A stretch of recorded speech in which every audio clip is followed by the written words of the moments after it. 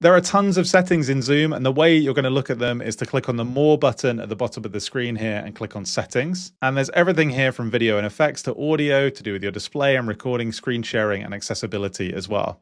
So you can click through each section. Some of them we've seen. You can even have an avatar rather than use your own face. And if you want to switch to a different section of settings, you just click back on the settings gear at the top left of the panel that pops out like this. I can go to audio, look at all of the audio features here. We can check my audio level, adjust the volume if I need to. And if you ever do play live music through Zoom, it's really important that you turn on live performance audio so that it removes any of the processing that we'd normally do on speech. Let's go back to settings and look at display settings as well.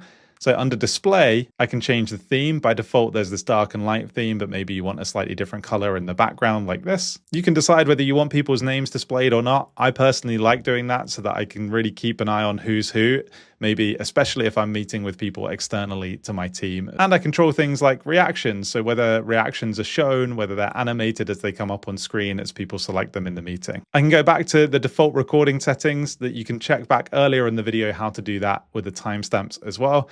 And I can set defaults for screen sharing, like whether I enter into full screen every time I share my screen automatically. Zoom has an AI companion which is available in paid plans with a few features available in the free plan. One of the main things that you probably want to use, especially if you're on a free plan, is the ability to take meeting notes.